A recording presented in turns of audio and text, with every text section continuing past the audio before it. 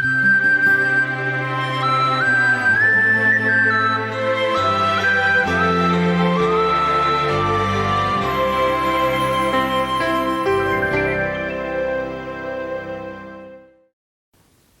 दोस्तों, एक बार फिर से आप सबों का स्वागत है उस कार्यक्रम में जिसका नाम है सत्य वचन। और यह कार्यक्रम आपकी सहायता करने के लिए है कि हम परमेश्वर के वचन का गहराई से अध्ययन करने पाएं। इसमें हम परमेश्वर के वचन का अध्ययन इस रीति से करते हैं कि हम ये जानें कि हमें परमेश्वर का वचन क्या कहना चाहता है। इन दिनों हम बाइबल की रूपरेखा और मार्गदर्शिका के ऊपर अध्ययन करते आ रहे हैं, जो बहुत ही महत्वपूर्ण विषय है, क्योंकि यदि हम इसे जानें और समझें तो हम परमेश्वर के वचन के गूढ़ बातों को, गहरी बातों को, परमेश्वर के उद्देश्य को हम समझ पाएंगे। और ये हमारे लिए आवश्यक है, क्योंकि यदि इस वचन को हम पढ़ते हैं, अध्ययन करते हैं, मनन करते हैं, तो हम यह जान पाएंगे। परंतु यदि हम वह बात नहीं जान पाते जो परमेश्वर हमसे कहना चाहता है, तो यह बिना किसी नक्शे के घर बनाने के समान होगा। और हम कभी ऐसा नहीं करते। हमेशा हम योजनाबद्ध तरीके से आगे बढ़ते हैं, और वैसा ही हमें बाइबल अध्ययन के लिए भी करने की आवश्यकता है। इसलिए हम इस बात को भी जानें कि बाइबल परमेश्वर का वचन है, और ये परमेश्वर का वचन है, इसका प्रमाण है। और इसके क्या प्रमाण हैं, इसे हमें जानना आवश्यक है कि यह क्यों परमेश्वर का वचन है, और इसके क्या प्रमाण हैं, क्या प्रूफ हैं, क्या सबूत हैं जो बताते हैं कि यह परमेश्वर का वचन है। मित्रों, आज हम इस बात को देखेंगे कि जब एक भविष्यवक्ता भविष्यवाणी करता है तो उसके द्वारा की गई भविष्यवाणी पूरी हुई या नहीं हुई। क्योंकि भविष्यवाणियाँ यदि पूरी नहीं हुई तो उसका अर्थ कोई मतलब नहीं निकलता। उसकी भविष्यवाणी के पूर्ण होने के द्वारा ही परमेश्वर के सत्य वचन की पहचान होती है। तब हम जानते हैं कि यह बाइबल में जो दिया है वो परमेश्वर की ओर से, कि वो परमेश्वर की ओर से है। और बाइबल में बहुत सी भविष्यवाणियाँ पूर्ण हो चुकी हैं, और उसके प्रमाण भी हमें प्राप्त होते हैं। तो मित्रों, आज हम इस बात को भी देखेंगे कि लोगों के परिवर्तित जीवन भी एक गवाही है कि परमेश्वर के वचन के द्वारा उनमें परिवर्तन आया है, एक ट्रांसफॉर्मेशन उनके जीवन में आता है। और बाइबल की सबसे महत्वपूर्ण बात है कि बाइबल लोगों के जीवन को बदलती है, लोगों की आदतों को बदलती है, लोगों की सोच को बदलती है, लोगों के व्यवहार को बदलती है। और वर्तमान समय में हम सब के पास बहुत से साधन और संसाधन हैं जिसके द्वारा हम स्वयं से अपने आप को परख सकते हैं कि परमेश्वर का वचन सत्य है। परमेश्वर का आत्मा आपके जीवन में वचन को वास्तविक बनाता है। बाइबल के अंदर बहुत से परिवर्तित जीवनों की बातों को हम देखते हैं, जिन्होंने यीशु को अपने जीवन में ग्रहण किया और उनके जीवन बदल गए। मित्रों, ऐसे बहुत से लोग हैं, ना केवल बाइबल में परंतु वर्तमान समय में आपके और हमारे बीच में ऐसे लोग हैं जिनके जीवन बाइबल के द्वारा, परमेश्वर के वचन के द्वारा से बदले गए हैं। और आज का अध्ययन आपके जीवन में भी अद्भुत परिवर्तन को ला सकता है। मेरा विश्वास है कि यदि आप इसके अनुसार आगे बढ़ेंगे तो ये आपके जीवन में एक अद्भुत परिवर्तन को लेकर आएगा। तो आइए हम पूर्ण ध्यान से, पूरा मन लगाकर आज के अध्ययन की ओर ध्यान लगाएं और जानने का प्रयास करें कि कैसे बाइबल हमारे जीवन को बदल सकता है। परमेश्वर का वचन हमारे जीवन को बदल सकता है। तो मित्रों, आइए हम आज के अध्ययन को प्रारंभ करते हैं और परमेश्वर के दास के द्वारा आज के अध्ययन को सुनते हैं। प्रिय श्रोता, आज के अध्ययन में हम तीसरे कारण को देखेंगे, और वह है बाइबल परमेश्वर की ओर से है। इसे प्रमाणित करने के लिए आइए हम इसके तीसरे कारण को देखें, और वो है भविष्यवाणियाँ पूरी हुई।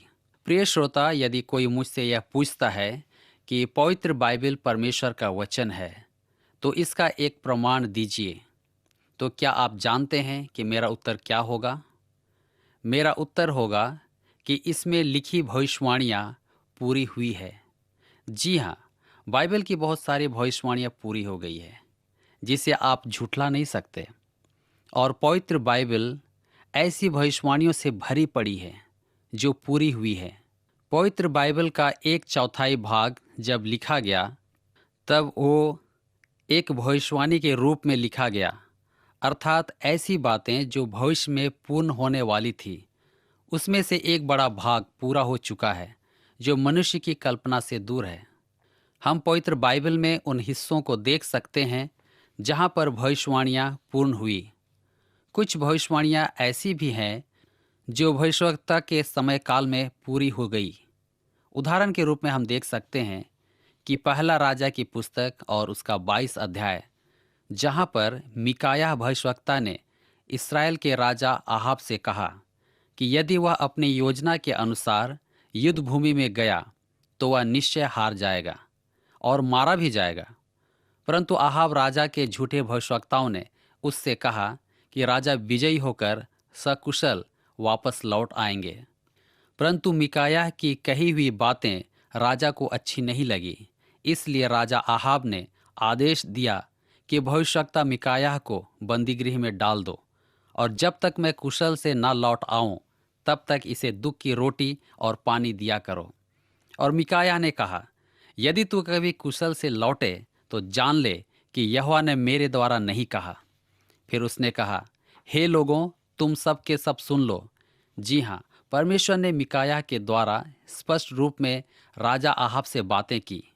इसका प्रमाण यह है कि उसके वचन के अनुसार राजा आहाब युद्ध भूमि से वापस नहीं लौटा, अर्थात वह युद्ध में मारा गया और उसकी सेना को हार का सामना करना पड़ा। यद्यपि वह युद्ध भूमि में भेष बदल कर गया ताकि वह मारा ना जाए, परंतु पवित्र बाइबल में बताती है कि जब युद्ध अपनी चरम सीमा पर था, तब शत्रु के एक सैनिक ने अटकल से एक तीर चलाया और वह इस्राएल के राजा के झिलम और निचले वस्त्र के बीच छेद कर लगा। क्या आपको मालूम है कि ऐसा क्यों हुआ?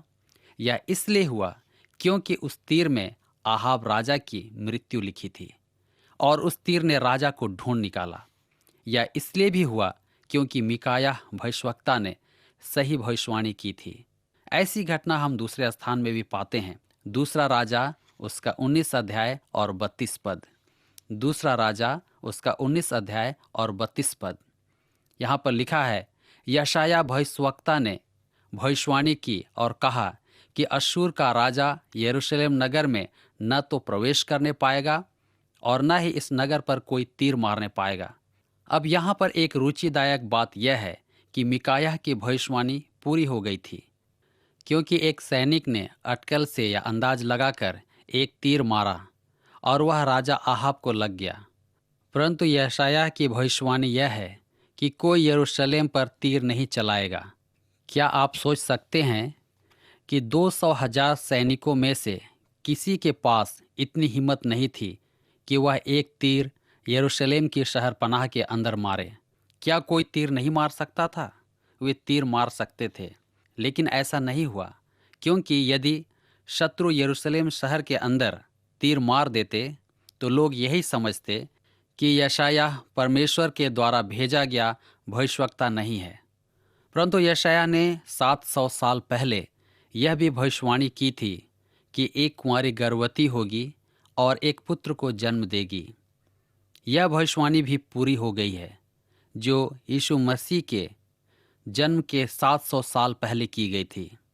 यदि आप भविष्यवाणी से संबंधित और भी प्रमाण चाहते हैं तो मैं आपको बता दूं कि 300 से भी अधिक ऐसी भविष्यवाणियां हैं जो यीशु मसीह के जन्म व उसके इस पृथ्वी पर प्रथम आगमन के बारे में है, और ये सब भविष्यवाणियां पूर्ण हो चुकी है। जब प्रभु यीशु मसीह उस क्रूस पर लटके हुए था, उस समय पुराने नियम की पुस्तक भजन संहिता उसका 69 अध्याय और 21 पद, भजन संहिता 69 अध्याय और उसके 21 पद में लिखी भविष्यवाणियां पूरी हो रही थी। उन्होंने खाने के लिए मुझे इंद्रायण दिया और मेरी प्यास बुझाने के लिए मुझे सिरका पिलाया। प्रभु यीशु मसीह यूहन्ना उसके 19 अध्याय और उसके 28 पद से 30 पद में कहते हैं।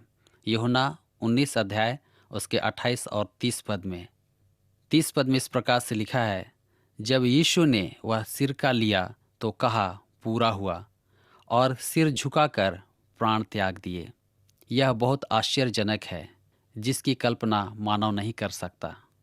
भजन संहिता 22 में मसीह के क्रूस की व्याथा का भजन है और यह चारों सुसमाचार में पूरा हुआ है। इस्राएल जाति के मध्य में भविष्यवक्ता का सत्य प्रमाणित होना अनिवार्य था। यदि भविष्यवक्ता की भविष्यवाणी झूठी साबित हुई तो उस भविष्यवक्ता को पत्थरवा करके मार दिया जाता था, क्योंकि वह झूठा नबी माना जाता था। परमेश्वर ने अपने लोगों से कहा कि वे सच्चे और झूठे भविष्यवक्ता को उनके कार्यों या भविष्यवाणी के द्वारा पहचान लेंगे। एक सच्चे भविष्यवक्ता को सर्वप्रथम स्थानीय परिस्थितियों में भविष्यवाणी करना आवश्यक था, जैसे यशायाह नबी ने किया। और जब स्थानीय भविष्यवाणी सही निकले तब वे जान जाएंगे कि यह सच्चा भविष्यवक्ता है और वे लोग उसके द्वारा कहे गए भविष्य की भविष्यवाणी पर विश्वास करेंगे, जैसा कि यशायाह ने किया। अब हम पीछे मुड़कर देख सकते हैं कि सब भविष्यवाणियाँ पूरी हुई और यह पवित्र बाइबल परमेश्वर का पवित्र वचन है। इसका प्रमाण यह है, पवित्र बाइबल में इस प्रकार की बहुत सी भविष्यवाणियाँ हैं जो इस बात को प्रमाणित करती हैं कि परमेश्वर का वचन सत्य है। उदाहरण के रूप में 2500 साल पहले परमेश्वर के वचन में सूर और सैदा के बारे में लिखा गया था और आज वे उसी स्थान पर स्थित हैं जहां पर परमेश्वर के वचन में लिखा गया था। परमेश्वर ने दुनिया में अलग अलग देशों को नियुक्त किया और आज वे उसी स्थान पर हैं जहां परमेश्वर ने उन्हें रखना चाहा था। प्रिय मित्रों, ये सारी बातें आश्चर्यजनक लगती है, लेकिन भविष्यवाणी का पूरा होना इस बात को प्रमाणित करता है कि पवित्र बाइबल परमेश्वर का वचन है। आप इस बात को परख कर देख सकते हैं कि कोई भी व्यक्ति इतनी सही और सटीक बात नहीं कह सकता, न ही कर सकता है। अर्थात मनुष्य से अवश्य ही कुछ न कुछ गलती हो सकती है। मनुष्य किसी तरह अनुमान लगाकर भी पूर्णतः सही नहीं लिख सकता, क्योंकि उसमें गलतियां दिख जाएंगी। इसलिए यदि पवित्र बाइबल में कोई त्रुटि या गलती नहीं है तो निश्चय ही यह परमेश्वर का वचन है, जो भविष्यवाणी के पूर्ण होने के द्वारा भी इस बात को प्रमाणित करता है। प्रिय मित्र, मैं आपको बताना चाहता हूं कि गणित के नियम के अनुसार आप किसी भी समस्या के अनुमान के आधार पर कोई भविष्यवाणी कभी नहीं कर सकते। मान लीजिए कि मैं उस नियम के अंतर्गत एक भविष्यवाणी करता हूं। जैसे मैं कहता हूं कि आप कल कहीं भी रहें, बारिश अवश्य होगी। मेरे इस भविष्यवाणी के अनुसार मैं 50% ठीक हो सकता हूं, क्योंकि कल दो में से एक बात अवश्य पूरी होगी। कल या तो बारिश होगी या तो नहीं होगी। यदि मैं और कुछ उसमें जोड़कर भविष्यवाणी करूं और कहूं कि कल सुबह 9 बजे 300 भविष्यवाणियां करूं जो अनिश्चित हैं, तो इसमें कोई जरूरी नहीं कि इनमें से एक भविष्यवाणी भी सही होगी। प्रिय मित्र, मैं सही भविष्यवाणी नहीं कर सकता, क्योंकि मेरे लिए ऐसा करना असंभव है, परंतु परमेश्वर के वचन ने ऐसा किया है। पवित्र बाइबल पूर्णतः असंभव लगने वाले क्षेत्र से होकर पार हुई है और मेरे लिए एक प्रमाण है कि बाइबल परमेश्वर का वचन है। इस पुस्तक से तुलना करने के लिए हमारे पास कुछ भी नहीं है और मैंने यहाँ पर आपके सामने भविष्यवाणी के कुछ उदाहरणों को रखा जो पूरी हो गई हैं, परंतु इनके अलावा ऐसी बहुत सी भविष्यवाणियाँ हैं जो पूरी हो चुकी हैं और मैं ऐसा सोचता हूँ कि परमेश्वर के उसी सिद्धांत के अनुसार बाकी बची हुई भविष्यवाणियाँ भी पूरी हो जाएंगी। प्रिय मित्र, आइए हम आगे बढ़ें और बाइबल परमेश्वर की ओर से दिया गया है उसके चौथे प्रमाण को देखें। और इसके चौथे प्रमाण में हम देखते हैं परिवर्तित जीवन, ट्रांसफॉर्म्ड लाइफ, बदला हुआ जीवन। इस संबंध में मैं आपके सामने दो अंतिम प्रमाण प्रस्तुत करना चाहता हूं कि बाइबल परमेश्वर का वचन है। उन दो प्रमाणों में से पहला प्रमाण है मसीह के विश्वासियों का परिवर्तित जीवन। मैंने बड़ी गहराई से देखा है कि परमेश्वर का वचन पवित्र बाइबल स्त्री और पुरुषों के जीवन में कैसे कैसे महान कार्य करती है। उन अनगिनत परिवर्तित जीवन में से मैं भी एक हूँ। मैं भी परमेश्वर के वचन से 19 साल पहले दूर था और पापपूर्ण जीवन जीता रहा, लेकिन एक दिन परमेश्वर के वचन में मैंने पाया कि सबने पाप किया है और परमेश्वर की महिमा से रहित हैं।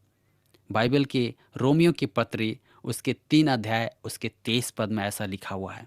और मैंने यह भी जाना कि प्रभु यीशु सारे मानव जाति के पापों के बदले में क्रूस पर चढ़ाए गए।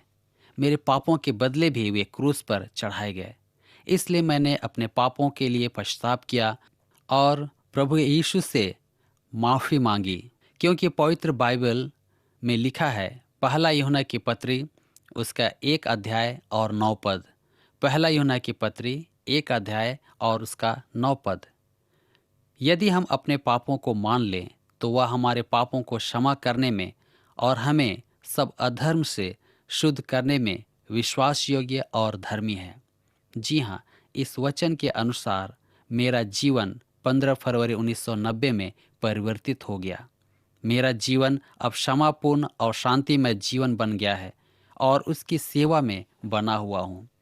आज असंख्य विश्वासी पवित्र बाइबल के संबंध में यही गवाही देते हैं कि वे शराबी, जुआरी, व्यभिचारी, हत्या, घूसखोरी, चोरी इत्यादि बुराइयों में फंसे थे, लेकिन परमेश्वर के वचन को पढ़ने के बाद उनका जीवन बदल गया है। उन्होंने अपने जीवन में सच्चे और जीवित सृष्टिकर्ता को पा लिया है। जी हाँ, इस प्रकार की गवाही आपकी भी हो सकती है। यदि आप भी अपने पापों के लिए प्रभु यीशु से क्षमा मांगे, क्या आप ऐसा करने के लिए तैयार हैं? क्या आप भी अपने जीवन में परिवर्तन देखना चाहते हैं? तो आज आप अवश्य प्रार्थना करें। इस वक्त मुझे एक रेडियो श्रोता के बारे में याद आ रहा है, जिसका जीवन अनेक समस्याओं से भरा हुआ था और वह पाप में ऐसा डूबा हुआ था जैसे कोई भी पापी व्यक्ति डूबा रहता है। इस व्यक्ति ने हमारे रेडियो कार्यक्रम को सुनना आरंभ कर दिया, जैसे दूसरे लोग भी सुनना आरंभ करते हैं। मैं कुछ ऐसे लोगों को जानता हूँ जो एक बार सुसमाचार को सुनते हैं और उनका हृदय परिवर्तित हो जाता है। मैं सोचता हूँ कि जो कुछ भी परमेश्वर ने उसके जीवन में किया वह वास्तव में अद्भुत और आश्चर्यजनक था। हम बार बार इस प्रकार की गवाहियों को सुनते हैं कि परमेश्वर ने उनके जीवन में कैसे बदलाहट को लाया है। बूढ़े तथा जवान व्यक्तियों ने अपने जीवन का उद्देश्य पा लिया है। जीवन में भरपूरी आ गई है।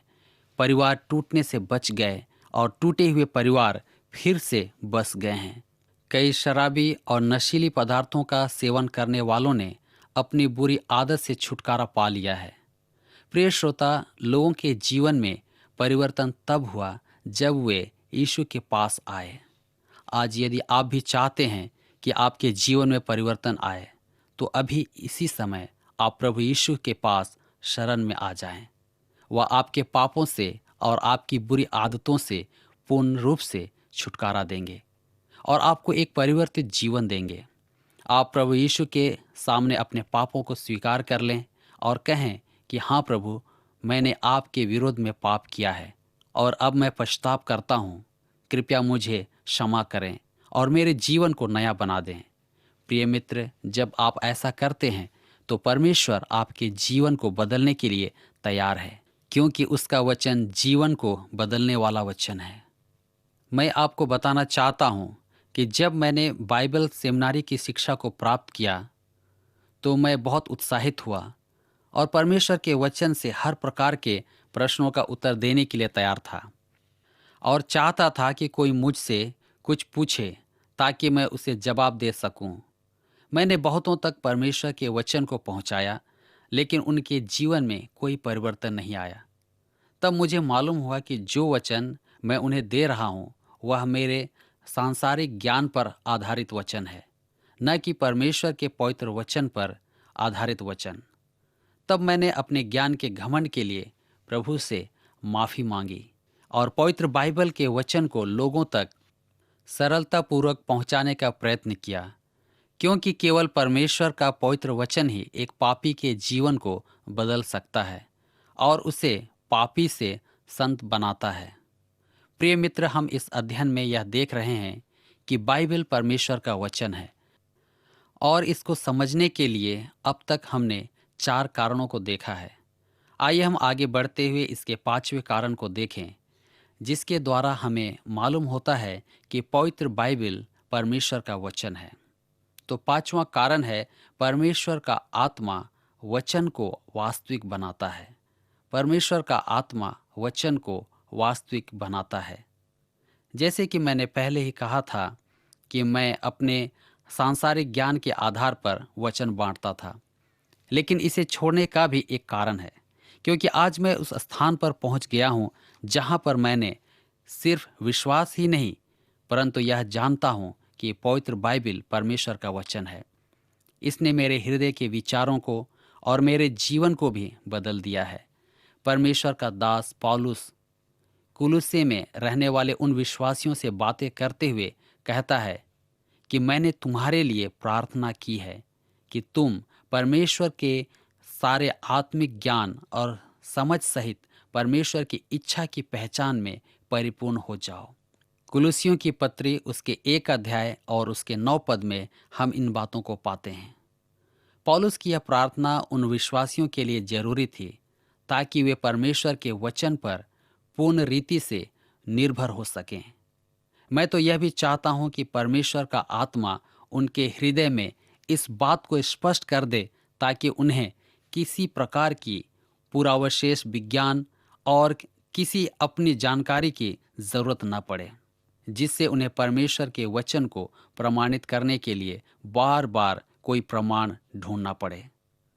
उदाहरण के रूप में मैं आपको बताना चाहता हूं कि बाइबल के दूसरे भाग अर्थात नया नियम, इसमें एक पुस्तक है प्रेरितों के काम।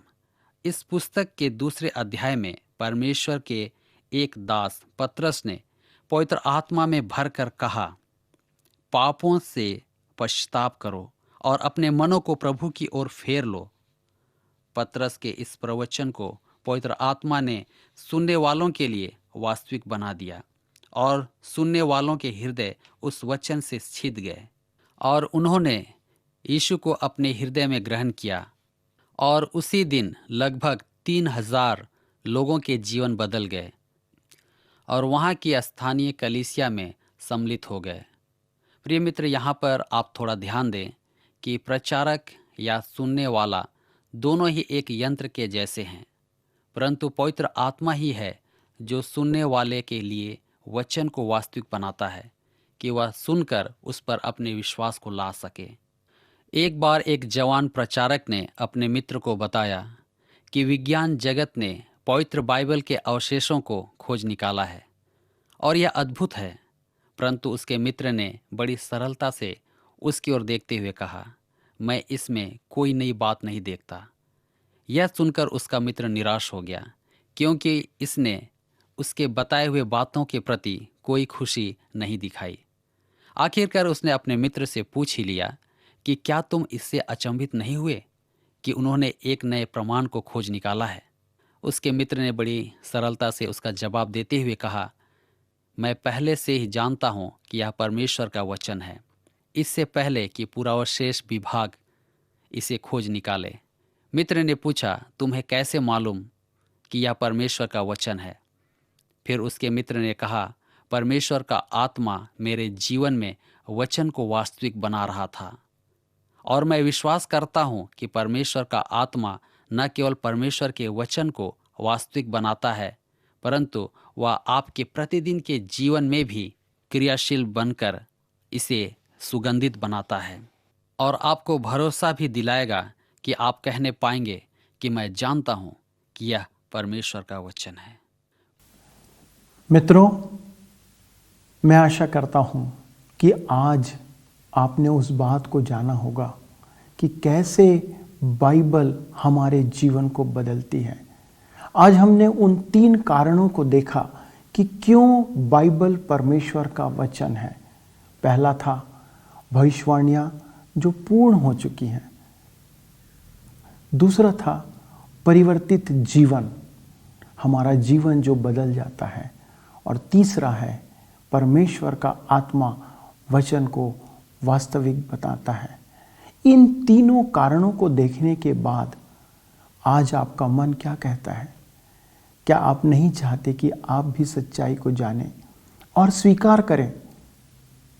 तो आइए हम परमेश्वर से सहायता मांगे कि हम अपने जीवन में सत्य को ग्रहण करें।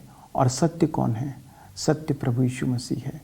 और एक सही निर्णय आज लें। आज एक निर्णय लेकर के आगे बढ़ें कि मैं परमेश्वर के वचन के द्वारा अपने जीवन को बदलना चाहता हूँ। परमेश्वर का वचन हमारे हाथों में है, हमारे समीप में है।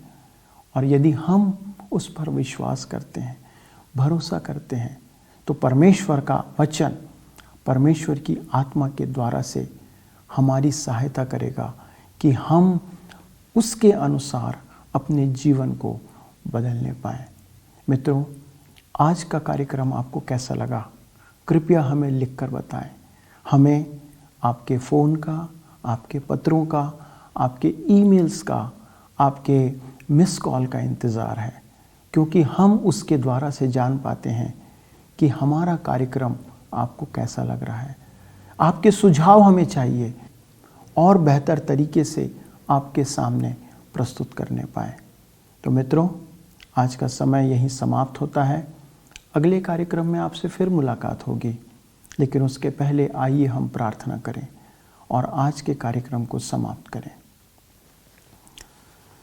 स्वर्गीय परमेश्वर पिता, आज हमने इस बात को जाना कि आपका वचन सच्चा है। आपका वचन जो भविष्यवाणियाँ की गई हैं वो सच्ची हैं। आपका आत्मा हमारी सहायता करता है। और पिता, हमने इस बात को भी जाना कि हमारा परिवर्तित जीवन इस बात का गवाह है कि आपका वचन सच्चा है। ये वचन आपका है प्रभु। आपने बहुतों के जीवनों को बदला है। आज हमारी प्रार्थना है प्रभु, हमारे जो दर्शक, हमारे भाई और बहन जो इन वचनों को सुनने के बाद अपने जीवन को परिवर्तित करना चाहते हैं, जो चाहते हैं कि अपने जीवन को आपके वचन के अनुसार चलाएं, तो प्रभु हमारी विनती है उनकी सहायता करें। आपका आत्मा उनकी अगुवाई करें और अनुग्रह करें पिता परमेश्वर कि हम में से हर एक का जीवन आपके वचन के अनुसार बदलने पाए। सारी बातों के लिए धन्यवाद देते हुए विनती प्रार्थना मुक्तिदाता यीशु के नाम से मांगते हैं, आमीन। तो मित्रों, अब हमें इजाज़त दें। अगले प्रसारण में आपसे पुनः मुलाकात होगी। तब तक प्रभु के साथ बने रहें। परमेश्वर के द्वारा उसके वचन के रूप में अपने जीवन को परिवर्तित करने के लिए आप सदा प्रयत्नशील बने रहें। धन्यवाद। नमस्कार। हमारा आज का कार्यक्रम आपको कैसा लगा? हमें अवश्य बताएं। हमारा फोन नंबर है 9198210018 और दूसरा नंबर है 9651433397। यदि आप चाहें तो हमें मिस कॉल भी दे सकते हैं। इसके लिए हमारा नंबर है 0444908146। अगर आप ईमेल करना चाहें तो हमारा ईमेल आईडी है hindi@radio882.com। पत्र व्यवहार के लिए हमारा पता है TWR India, post box number 317, Lucknow 226001। YouTube और फेसबुक पेज पर भी आप हमसे जुड़ सकते हैं। उसके लिए आप TWR इंडिया हिंदी के द्वारा जुड़ें।